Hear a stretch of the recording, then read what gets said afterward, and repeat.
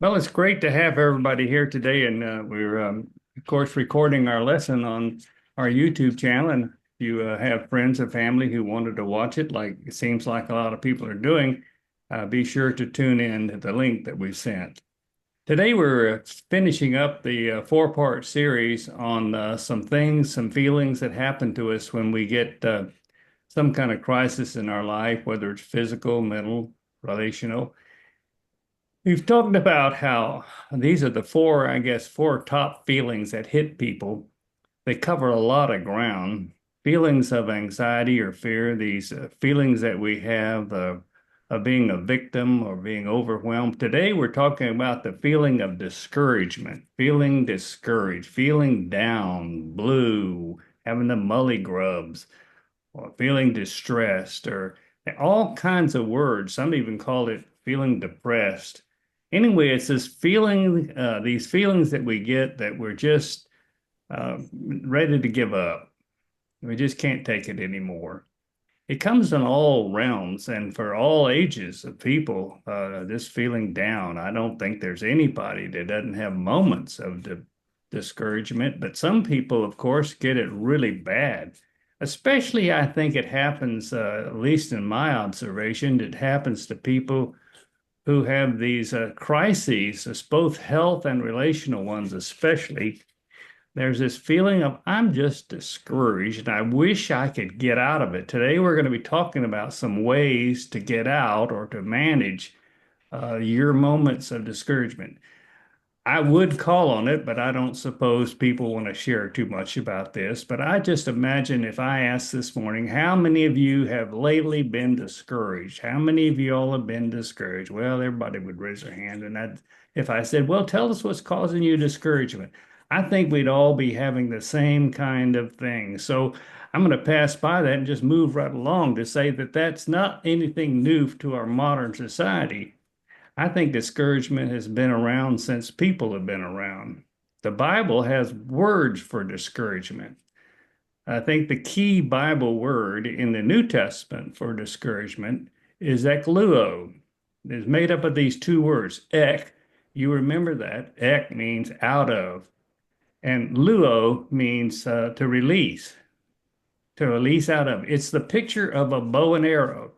Think about an arrow that's in a bowstring. The archer pulls the string back, and when he lets go, it's let loose out of the bow, and the arrow flies. So it's the idea that there's something that is being let loose, and you can see it sort of in Galatians when it says that let's not get tired from doing what's good. At just the right time, we will reap the harvest of blessing if we don't ekluo, if we don't let loose, we don't give up, we don't get too discouraged. In fact, the Amplified Bible, you might be surprised. The Amplified Bible translate that Greek words this way: let us not grow weary or become discouraged in doing good. For at the proper time we will reap if we don't give up. So the New Testament, you could find that all around in it. There's this constant theme of don't give up, don't be discouraged. And you can say, well, it's nice to say don't be discouraged, but I don't find it so easy. So what in the world can we do? This morning, we're going to answer three questions, and I hope they're helpful to you. Now, by the Spirit of God, I'm going to ask that you let Him speak to you about these four questions, and one to see how they might apply to your own life. First of all, what are some of the most common causes of discouragement? And secondly, what are some of the ways, what are some of the methods He has given us that can help us overcome discouragement? Thirdly, I'm going to share with you some biblical examples of how even good people, really fine people, some of us who are followers followers of Christ can get discouraged. And last of all, I want to speak to some spiritual, some supernatural ways that you can find to help you overcome your discouragement. So let me just begin by saying I did the little study of thinking in my past as a counselor and a pastor. You can imagine I've heard a lot of stories about people who are discouraged, who are down, about ready to give up. And I made a list after looking at my things and look at the things that most of my friends who are psychologists or therapists have said. And here's what I found. See if any of these apply to you. Discouragement often comes because it's made from some maybe unmet expectations you have. When your goal, something you want, something you dreamed of, is not achieved and you're discouraged. For some people, it's caused by a failure or setback. When we experience something that we really wanted in our personal life, it doesn't happen. We get discouraged, or work, or relationships. Thirdly, sometimes when we feel really stressed or overwhelmed, when we lose control of things that we've had control of for a long time, and it just seems like we can't get control of them anymore. And it seems like it's too much. We get discouraged. Fourth, sometimes it's because I've noticed that people who get lonely or isolated, who are used to having people around and being supported by family and friends, and all of a sudden they find themselves all alone. They don't have that family member or those people, and they get discouraged. Some because of negative self-talk. Maybe some of you get discouraged because you say bad things about yourself. You talk to yourself and you don't like what you see. Self-talk is often the cause of deep discouragement. And then another important one because of media today, it's caused by comparison. Comparing yourself to other people.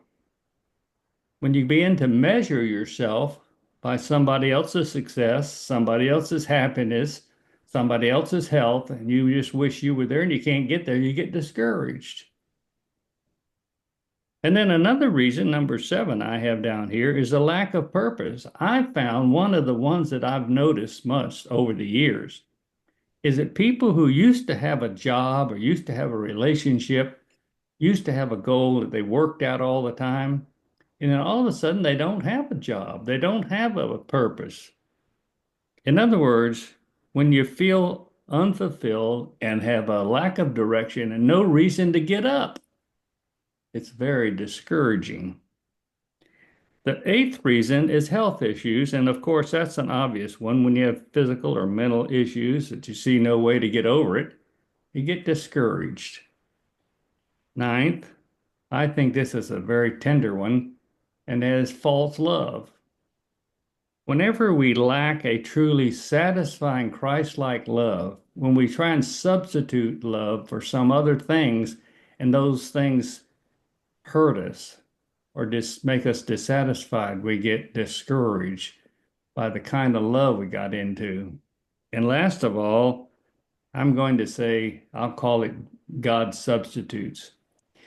Whenever we substitute our relationship to God and our relationship to somebody that God has sent us, and we try and find our satisfaction or find our joy in some substitute, whether it's a substance or it's activity, there is a dissatisfaction that sinks deep into us because we're trying to substitute God's real things. So these are some of the things that cause it. But I think what you and I are more interested in than just what causes it, because I imagine that some of those things rang a bell this morning, didn't they? Well, I want us to move quickly into what are some of the ways that God has given us, some of the tools that God has given us to help us when we get into those moments of discouragement. As you well know, there's a lot of things that God's given us that we can actually do. Discouragement does not have to control us. Maybe it's something we can do, or maybe it's something God has given us somebody else to help us, but He's given us different means. We're glad to have Jan and Tom Patterson in our class. And Jan, as you know, not only a part of our class, but she's spoken to us before, so I won't give her long medical credentials. What I will do is to say that Jan has a real unique expertise in what we call integrative medicine. Most of you know what that is because most of you read her and Phyllis's book, Breath of the Soul. But I think it's a critical part of change in healthcare in our country, where we use more than just medicine. We use all, as Jan calls it, all the tools in the box. And I've asked her to talk to us a little bit about something that she's experienced personally at work with all the changes in the healthcare system and also in her own personal life, getting discouraged. Jan, talk to us a little bit this morning about what are some ways we can help and control our discouragement. Thank you, Bill. It's good to be with you all today. And my intention today is to talk to you about what is depression, what is the difference from just being sad or having the blues that lasts for a little while and being majorly depressed. So we'll talk about that. And then also we'll talk about self-care for mental health. What can we do for our own mental well-being? So, first of all, let's talk about the difference between just the blues and depression. The blues is sadness. It's often situational, something bad or difficult has happened. And the sadness doesn't last very long, maybe a few days, a week. Then we're able to deal with it and adapt our lives and move on with things. But there's actually a medical definition of what we call in medicine a clinical depression or a major depression. And that's where we actually have the medical definition of depression. And this is a time when you should likely see your doctor and see, if you need other help besides what you can do for yourself. And this medical definition is when 5 or more symptoms are present after a 2-week period. And one of these symptoms is a depressed mood or a loss of ability to experience pleasure or interest in things. And then one of these other symptoms, and so you would have at least 4 of these other symptoms, would be a change in appetite or weight. That could be a weight loss or weight gain, difficulties with sleep, too little sleep or too much sleep, and often early morning awakening. If that's not characteristic for you, it is for some of us, but if that's not characteristic for you, that can be an indication. Being very agitated or slowing your movements, moving very slowly. Fatigue, inability to think or concentrate, feelings of worthlessness or guilt, self-blame, thoughts of self-harm, including suicide. And so if you're having the depressed mood and 4 or more of those symptoms, that really means you need a medical evaluation to see what's going on, especially if that's going on for more than a 2-week period. Now, there's some, medical diseases that are associated with depression. For instance, thyroid disease, a change in hormones. We know, postpartum depression we've all heard about, and that's thought to be due to the precipitous change in hormones that occur. And actually, that's very common. 10 to 25% of women experience postpartum depression after they have their baby. Menopause is another one. And men are not exempt. Changes in men's hormones can also cause depression. Also, nutritional deficiencies, like if we don't have enough vitamin D or the B vitamins in particular, those can be causes of depression. We can have a genetic predisposition, if it runs in our family. And also, when bad things happen, when we have a situation such as a major illness or a major loss in our life or a major difficulty in our life, And, what happens with that is that we get stressed and our cortisol hormone goes up. And that increase in hormone can also cause changes in our brain. So any of these can cause biochemical imbalance in our brain, depletion of our neurotransmitters that usually function normally, like serotonin and dopamine. Sometimes, however, there's no clear cause for depression, but the symptoms indicate that our brain has had these changes, that our neurotransmitters are depleted.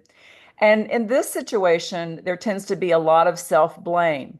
I have a good life, I have a good friend, good friends, a good family, nothing really bad has happened to me. Why am I feeling like this?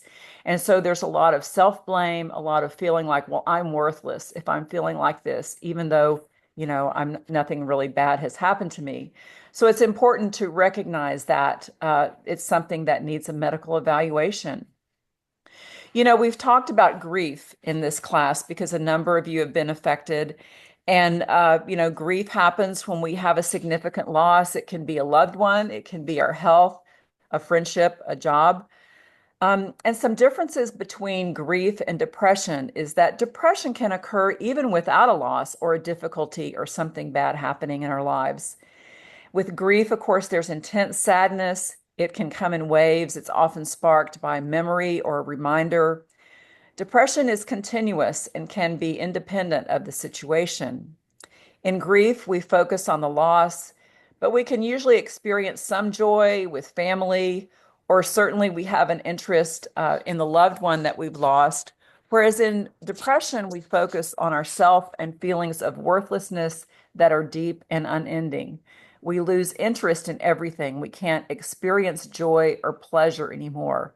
We're withdrawn. We don't want to see anyone. There may be thoughts of harming ourselves. Depression can follow grief, but it's important to remember that they're really two different experiences. Depression is very common. It affects 10 to 20% of US adults, 5% of teenagers. Worldwide, it's thought to be the largest cause of disability in the world. What are some things that we can do for ourselves to maintain our mental well-being? Well, one of the things is movement and exercise. I tend to say movement because some people hate the thought of exercise. They hate the word exercise. But we know that depression and lack of activity, those two things together, are associated with risk of death from cardiovascular disease, things like heart disease and high blood pressure. When those are combined, there's an even greater risk of death from these diseases. So there's a protective effect of activity. This has been shown across multiple ages and continents. Several studies now show that physical activity improves mood and can be an important intervention in depression. One of the reasons we think this is because there's a release of endorphins, which are the body's own feel-good hormones when we exercise. The recommendations for activity are that we do 150 minutes or more of moderate activity per week, or 75 minutes of vigorous activity per week, plus an activity that strengthens our muscles twice a week, 2 days a week. Now, vigorous activity, the 75 minutes would be things like running, swimming, cycling hills, hiking hills. Moderate activity, which is something that we're more able to do often, is walking, cycling on a flat road, gardening is a good exercise, hiking some easy hills, yoga, bowling. Does anybody bowl anymore? I used to love bowling. Even some housekeeping, you can use a lot of energy, sweeping the floor and moving things around, the things that are needed for housekeeping. So that can count too. So let's say you aim for 150 minutes of moderate activity a week, and you could think of that in terms of 30 minutes of activity a day for 5 days a week. Now, the 30 minutes doesn't have to be all at one time. In other words, you could divide it up into 15 minutes twice a day, or 10 minutes 3 times a day. So it doesn't have to be 30 minutes all at once. Now, depression increases with age, and that's when we typically decrease our physical activity. So it's important for us as we get older to think of ways to maintain our physical activity, even though we may not be able to do the same things that we used to do. Balance and strength training are especially important in this age group. We lose muscle quickly, and we can use a lot. We can lose a lot each year unless we are intentionally doing some kind of strength training. Yoga and also Tai Chi, which is a practice that's similar to yoga. We know that yoga can decrease low back pain. That's clinically studied and proven. And Tai Chi decreases the risk of falls because it works a lot on our core strength and balance. Another thing we can do is social connection. And that's one reason why it's so great to have a group with this. It helps like this. It helps to talk about our situation with a friend. Just sharing about a situation can make you feel better, a shared burden. And if you talk to somebody, you may think of solutions that you otherwise would not have realized, and or you may realize, well, it's really not as bad as I thought when I verbalized this to someone.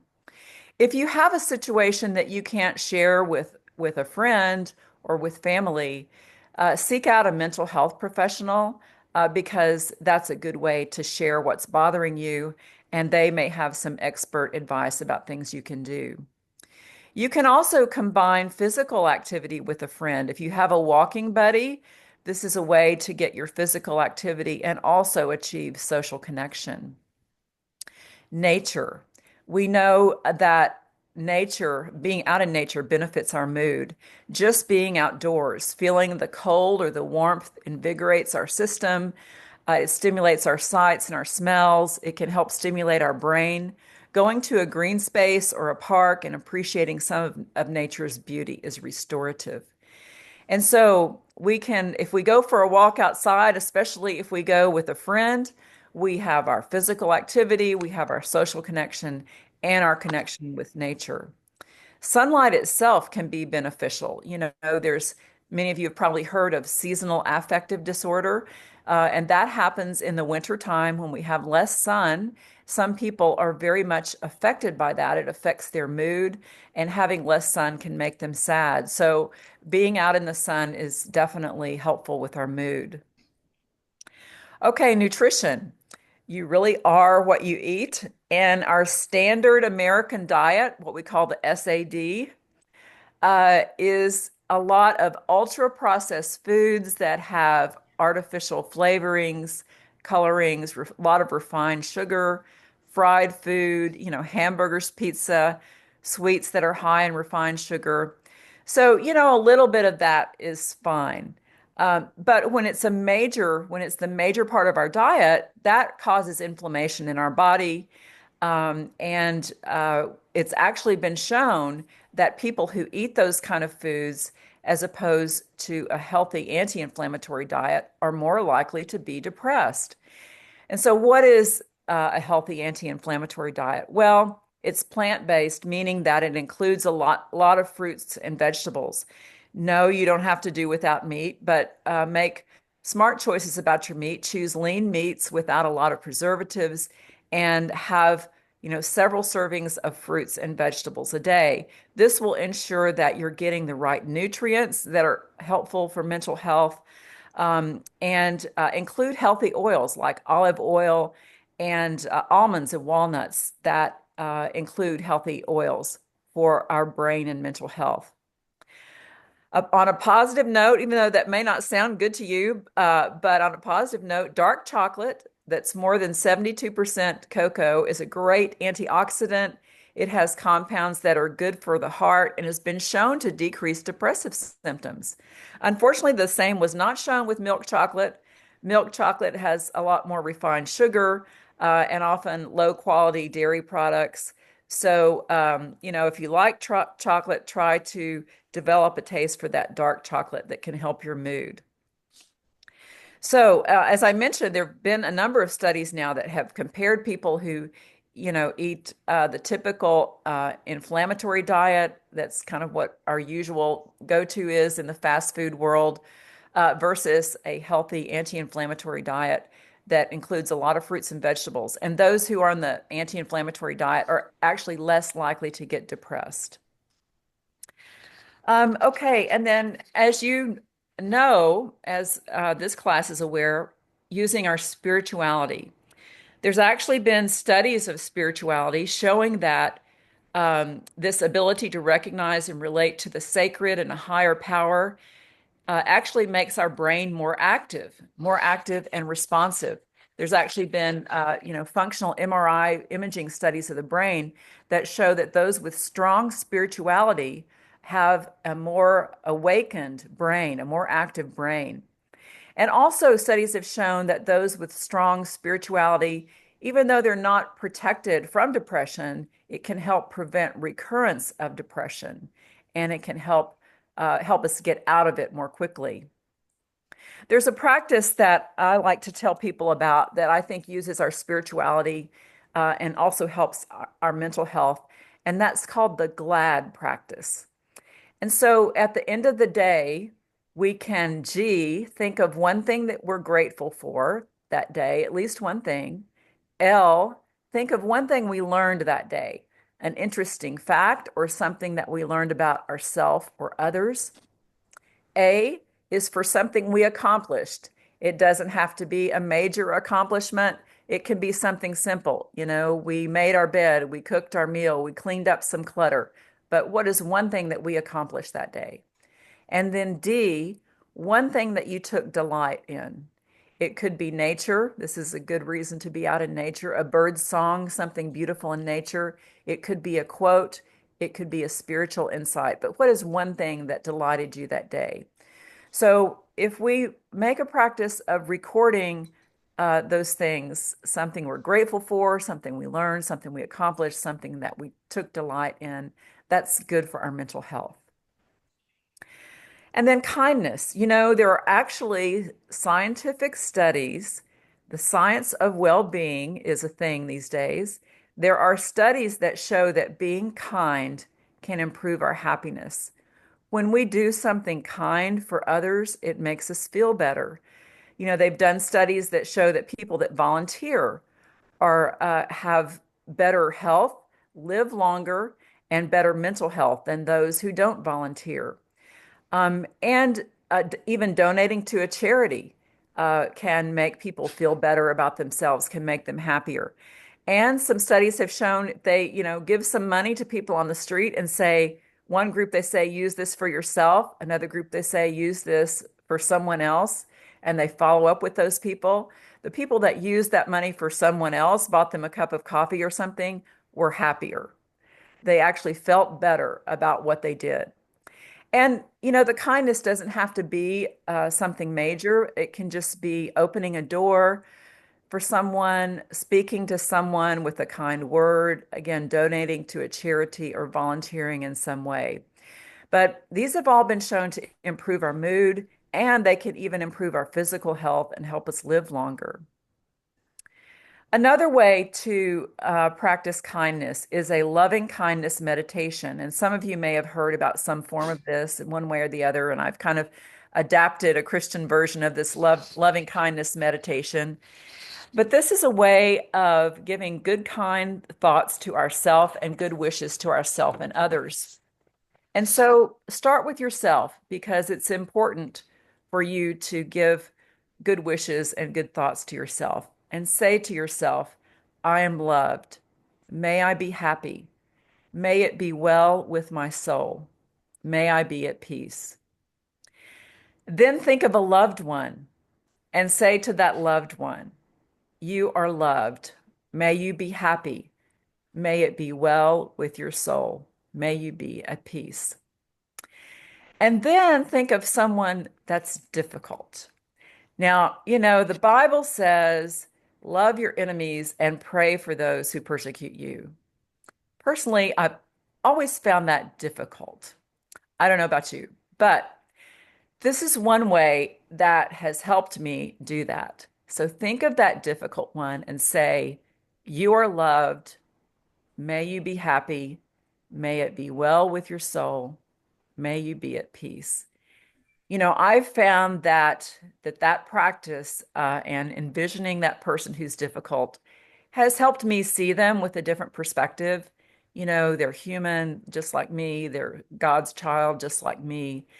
And it makes me think of them with a different attitude. It helps me be less stressed about dealing with that difficult one. Um, mindfulness and breath work. Some of you, if you're a prayer, you're meditating. I think of prayer as talking, meditation is listening. So in your prayer life, you probably have a time when you just listen as opposed to just talking about or expressing, things that you're thankful for, things that you need. Um, think of a time to just listen and have some quiet time. And you can often combine this with breathing, breath work. This helps relieve anxiety. It also helps us focus for meditation. See if you can do slow breathing, inhaling for 6 counts, exhaling for 7 counts. When our exhale is longer than our inhale, that helps us relax. It helps activate our rest and relaxation response and get out of our fight or flight response. If you think about it, and our ancestors, the tiger was chasing them, so they had that fight or flight response. And then when the chase was over and the tiger was no longer a threat, you take a sigh, right? Anytime you finish with something stressful, you sigh. And that's a way, that big exhale, prolonged exhale, is a way of telling your body, okay, it's okay to relax now. The tiger is no longer chasing me. So see if you can use some of your breathing as you're meditating and telling your body to relax. I've found that using essential oils, like especially citrus oils, florals, lavender, have a brightening and beneficial effect on my mood. And often it's helpful for me to use those as I'm praying or meditating, or even just going about the day.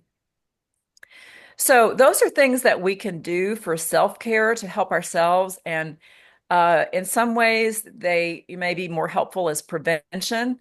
If we're already medically depressed, we may need medical therapy. And that's why I encourage people to get a medical evaluation for depression, because all of this self-care can be of help, but we may need to integrate it with medical therapy. And that can include talk therapy. It can include antidepressants, which help with our neurotransmitters that may be depleted. But, see if you continue to have these symptoms, uh, please don't feel like there's shame in seeking medical help for that. Our brain is an organ in our body that needs care, just like our heart. If you had chest pain, if you had an abnormal heartbeat, you would go see a doctor about that. If you had a liver problem, if you had a joint problem, you would go see a doctor about that. Well, our brain is another organ in our body. And when, it needs help, let's, get the medical help that's appropriate. So I hope that's helpful. I've experienced depression myself. I had a postpartum depression. I had a depression around menopause, and I had depression after the loss of our son. And, I found that I needed medical help for those things, for those major depressions. I found that all of these other self-care things, especially now that I've trained in integrative medicine and I know more about them, I found them to be very helpful in maintaining my mental health. Physical activity is especially important for me, as is meditation. And I've also more recently been trying to intentionally practice kindness and loving kindness meditation. I found and nutrition. I found all these things are very key for me. So I hope that's helpful. I'll turn it back over to you, Bill. Well, Jan, what a whirlwind. Man, that is excellent. I was very hopeful that Jan would do exactly what she did today, and that is to give us a good survey. And I think the Spirit of God will use different parts of what she said to speak to different ones of us. There's some things that she said that remind me I need to practice it more. I want to summarize, Jan, kind of what I think is some of the key points that you said, and to focus it a little bit on some things not only we can do, but some supernatural things that we can do to enhance the spiritual things you actually talked about. You know, in my mind, we all know, everybody in this room knows that we are a natural and a supernatural being. That is, we have a physical body, a physical brain, we have these physical organs, and we know that our Father, Creator, created us, each one of us, created us to be on this planet and to use our physical body and our physical brain, but it's not going to last forever. But like Jan so beautifully pointed out, like me, I only have one kidney. They had to cut one out because of a tumor. Well, I want to give special attention to that. But guess what? I didn't know what in the world to do with a kidney because in the first place, I didn't even know what the thing did until they took it out and I started studying about it. We don't know much about our bodies when you get right down to it. We don't know much about our brains, do we? But let me tell you something. God has given some people to be gardeners and some people to be athletes and some people to be doctors, physical doctors. So they get studying these things that God has given us and they learn patterns and they learn things that don't work and things that do work. And what I've discovered that these physicians are just like us. They're ordinary people who have a special job, a job to tell us how to take care of our kidney or how to take care of our brain. So when there's something wrong with the kidney, you go to a kidney doctor. When there's something wrong with your brain, you go to a brain doctor.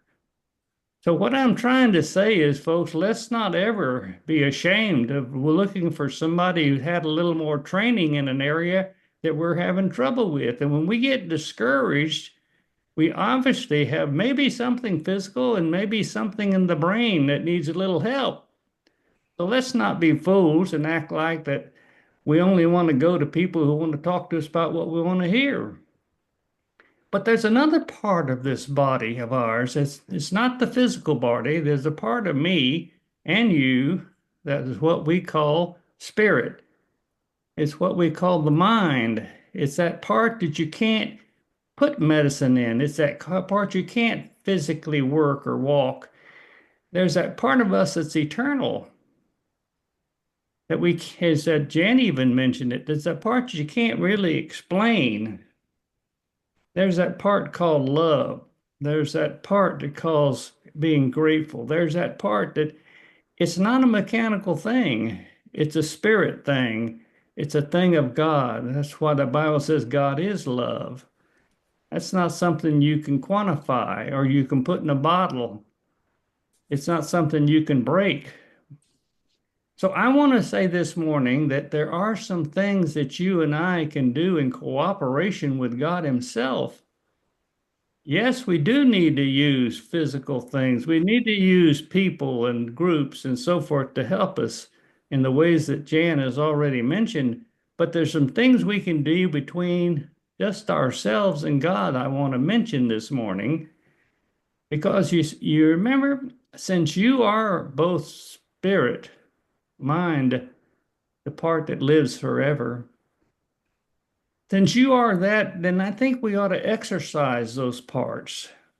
I think there's an awful lot of people. I think most people don't ever think of themselves more than just the natural, the physical, the part that is in the body that's going to die and go away. But I think those of us who are in Christ, we know that we need to exercise our eternal parts too. And let me talk to you a little bit about how to do that, and that'll be my kind of conclusion here, and then I'll leave just a minute or two for some questions. You know, when I read this story about this little boy, it was a very interesting story. And the little boy was, when he was just, I don't know, very young, they found out that he had a mental disorder, a learning disability. In those days, they didn't know what to call it. They just said he was stupid or lazy. And later on, they found out the term was dyslexic. And the little boy had a lot of problems with relating to other kids in the area of reading or writing or math and those areas. And he was looked at as being a lot less than the other students. The little boy oftentimes was made fun of because he couldn't read out loud. He would stumble around and the kids would laugh. They would humiliate him. When he took tests, he couldn't quite understand the tests. He made such bad grades, but his other family members were all very bright and did well. They thought, what in the world is wrong with him? He must be either lazy or stupid. So he got pretty discouraged about it all, especially whenever the teachers finally put him in the remedial class for slow kids. And you know what happened? The kids called it the stupid class. So he began to see himself as stupid. And one day he told his parents, I think I'm just stupid. I don't think I'll ever make anything myself. Fortunately, his parents said, oh, no, no, son, you're not stupid. You're just different. You like different things. You're not stupid at all. We're so grateful you're like what you are. And one day God's going to show you some special things you can do with your special gifts. Don't worry about what you can't do. Worry about what you can do. Boy, he was fortunate to have loving parents, wasn't he? He was fortunate that as time went by, he learned to use his abilities and not just think about his disabilities. Of course, I think some of you know because you've heard me before and you've read my books, that little boy was me. And that little boy grew up. And fortunately, along the way, God brought people like his mother and dad and like his Sunday school teacher and friends. He even brought a businessman into my life who told me he was dyslexic and he never learned how to read out loud. He never learned how to do math, and he didn't know if he could make it in society. But he found his gifts and he became one of the most outstanding investors and developers in San Antonio has ever known. His name is Marty Winder. Then I read about when I got older about John Irving. Some of you know that John Irving is one of the most famous writers, novelists in our country. He's written many books, 34 different books in different languages. He's a multimillionaire. But did you know when he was a kid, he couldn't read out loud? He had dyslexia. He had problems trying to take tests. He thought of himself as a failure, but his parents too gave him love and gratitude and gave him purpose. And he said, here's a quote. I think I wrote it down here. I wanted to read it to you. Where did he put that? Where did I put that quote?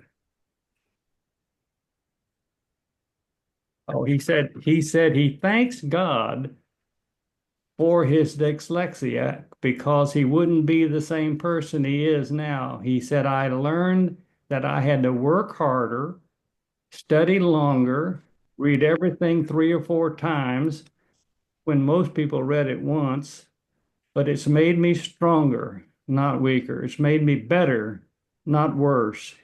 I thank God for my disability. I want to say this morning, if you're going through something hard like discouragement, you know what? You can actually delight in your disability. You can delight in your discouragement. You say, well, that sounds kind of goofy to me. I one time wrote in Prickly Pears, those of you who bought it, you read my little devotional about this. And what it said in this little devotional was that Paul, the apostle, actually said that let me just read it. We are hard pressed on every side, not crushed, perplexed but not despaired, discouraged, persecuted but not abandoned, struck down but not destroyed. He said this, we're under all kind of pressure beyond our ability to endure. We are so despaired, so discouraged of life itself. We felt we had received the sentence of death. They felt like he died. He was dying. He said, but he kept on. There's something about the spirit in you. There's about the mind that you have that God speaks through and works through. And I think there are three words that I want you to remember from what Jan has said and what I'm saying to you this morning. I didn't tell you the story about me, about John Irving, to make you feel sorry for us. I told you that to be an encouragement. An encouragement, no matter how depressed you are or anybody you know is, tell them they can get out of it. They can get out of it. They may need a little dose of food. They may need a little medicine. They may need some of these other practices, but I'm going to tell you something, they can get out of it because the spirit is stronger than the body.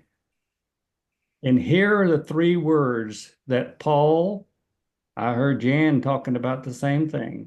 And I'm going to tell you again one more time. Three things that you can do in cooperation with the Spirit of God. The first word is the word love. The second word is the word gratitude. And the third word is the word purpose. Hear these things. First of all, when you're down, one of the best things you can do in the spirit realm is to do what makes no sense. Love somebody. Love somebody who needs love. Paul put it this way, Christ's love controls us.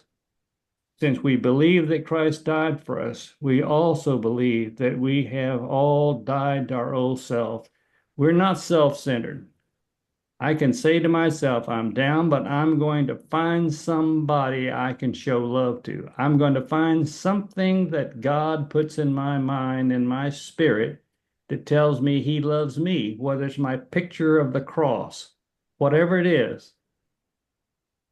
If I can focus on love, the love that God has showed me, and the love that others have shown me, and the love that I want to now give to somebody, that's going to change discouragement into encouragement.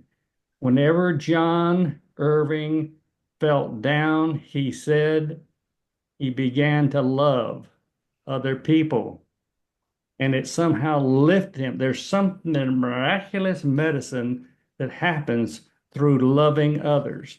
The second word is the word gratitude, which means whenever we're down, when we're discouraged or depressed in some realm, our spirit has the ability to be grateful, not for what we're going through, but grateful that God is with us, grateful for others who are showing up, grateful for those angels that God is sending to us. Gratitude is the medicine of the spirit that transforms our minds, not our brains. Your physical brain is chemical, it's muscle, it's electronic, but the mind is not. The mind is spirit, and the spirit needs its kind of medicine. His spirit, your spirit, which is down, your spirit can be lifted up by expressing gratitude. Gratitude creates joy. Gratitude creates encouragement. The more you're grateful to God for what he has given you, for not for what he has not given you. And when you're grateful for others, find somebody that you can be grateful to, as Jan mentioned even. What happens is it's medicine for the spirit. And the third word was the word purpose. Very powerful, and we often forget it. But here it is. Paul said, I press on to reach the end of the race and receive the heavenly prize for which God, through Christ Jesus, is calling us. The spirit is more powerful than the body because when the spirit gives you a purpose, I don't care what the purpose is. Rick Warren calls it a purpose-driven life. When you have a purpose, when you have something, when you're lying in bed, says, I need to get up and do this. Is it to go love somebody? Is it to go be thankful? Is it go to work on some project? What I don't care what it is. If the Spirit of God is calling you and you have a work to do, you have a letter to write, you have something that you say is going to make God happen because he's given to you. Whenever you're a dyslexic kid, there's a lot of things you can't do. So you got to find out, what is God calling me to do? My spirit, the spirit in me says, get yourself up get this old body of yours. I've seen people who were paralyzed from the neck down say, but the Spirit is telling me to do thus and so. Whenever the Spirit gives you a purpose, there's somehow the discouragement begins to disappear. That's the medicine of the Spirit. So, what am I saying? Keep those three words in your mind when you get discouraged and let God's Spirit work through your spirit to get a hold of your body. Just think about it. If you use both of these tools, the tools of the spirit and the tools of the body, He's given us both of them. He wants us to use all these things, and it'll help us as we move forward. Now, in these last moments, there may some of you, the words that Dr. Jan has given us may have stimulated a question to you for you. And if you want to ask her something or something for me, please, somebody, this is your time. Fred, Fred? and we're bombarded with commercials about fruits and veggies, those capsules. Are they really worthwhile?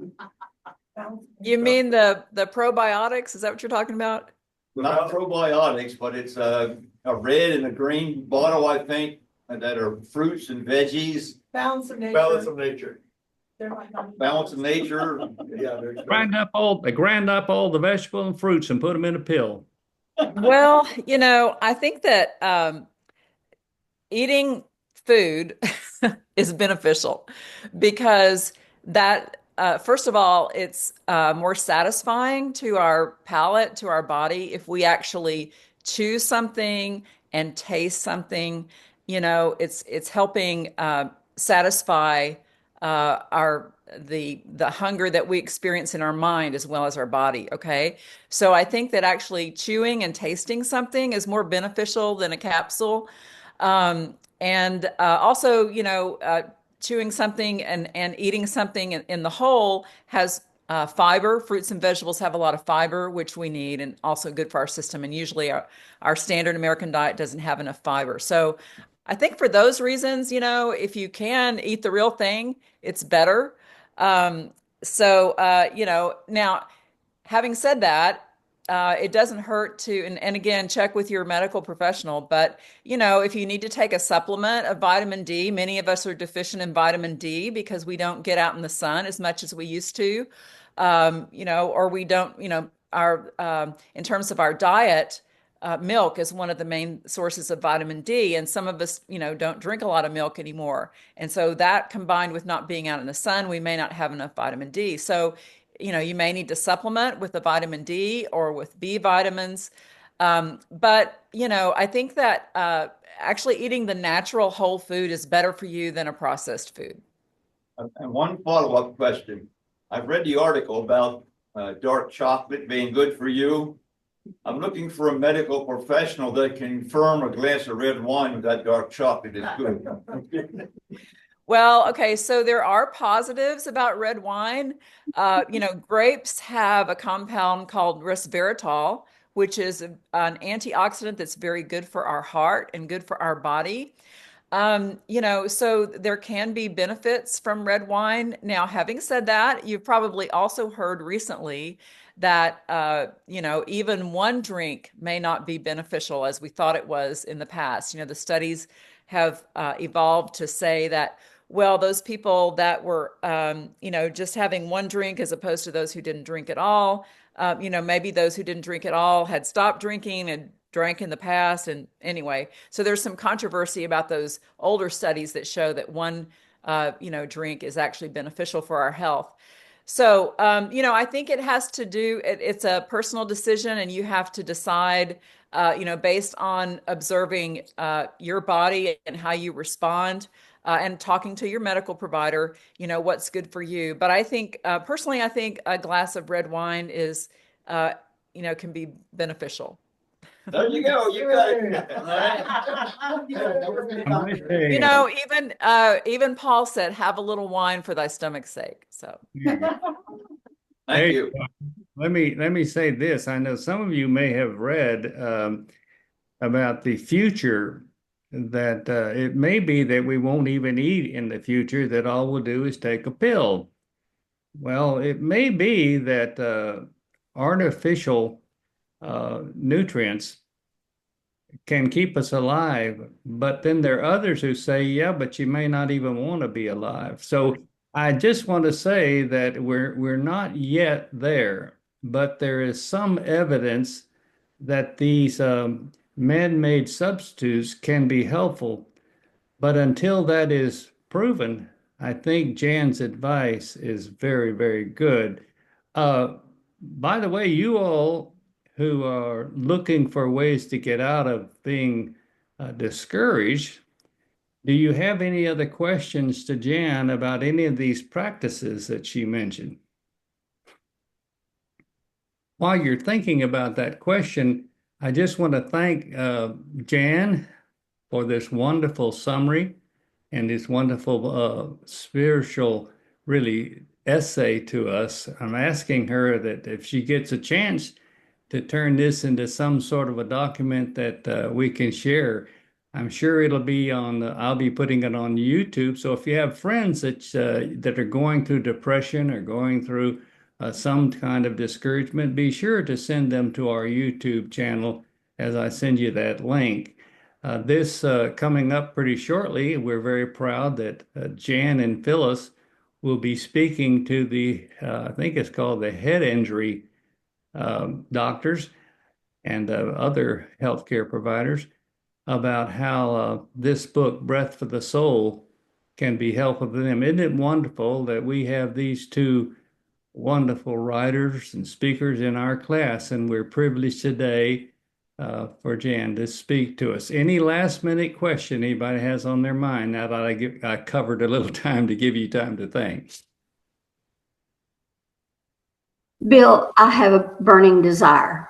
All right. It's not a question, but it is an observation. And it was stimulated by the things that you and Jan both said. This has just been a fabulous presentation. It has really, really gotten me thinking and been very, very positive. But I want to tell you something about my husband, Paul Griffin, who is who has been retired from orthopedic surgery for many years. Paul, it wasn't anything intentional. It was just the way he was made. He had such a direct contact with his patients. He was, technically, he was a very good doctor. He had a lot of cases that were complicated. He was able technically to handle those things. But I'm talking about the personal side of it. And I, on many occasions, heard testimonies from his patients saying he would come into my room, he would sit on the side of my bed, he would hold my hand, he would touch me, he would keep his hand on my arm, he would look at me, he would look at my bedside table and see what I was reading. If I was reading the Bible, he would ask, what is your favorite verse? If I was reading a book, he would ask me to tell about it. It was this personal, physical, and emotional contact with the patients that would literally, visibly lift them up and help them with their impatience or their discouragement with the process that they were going through with their orthopedic problems. And I feel like that, the time that he would spend with those patients wasn't determined by how much time you're given because of the way medical care is having to be done now, where you have so many minutes and you have to be writing on your computer the whole time and everything. He was the old kind of doctor with that old soul of touch and eye contact. And I just wanted to say, that I think that the power of touch is so important. And so, I think to me, it just has a physical, I have a physical feeling when I experience that. And I wanted to bring that out, that was something that his patients really really appreciate it. And Jan, you were the one who actually just got me to thinking about that. And I just wanted to share that about Paul. Thanks. Thank you. Well, my, that is something that needed to be said. Paul, we are so proud of you and thank you for telling us that and remind us of that. Paul, we're so grateful for men like you and women like you. You know what? It's hard to say we love you, we thank you, we're proud of you, we just think you're fabulous. But one of the ways we Americans do it, we applaud. Let's give Paul a applaud of thanks. Oh, thank you. We love you, Paul. Well, Thank I'm you. going to turn it over to you, Ralph. Thank you, Bill. I think we had the one comment or question. Oh, there's- Or-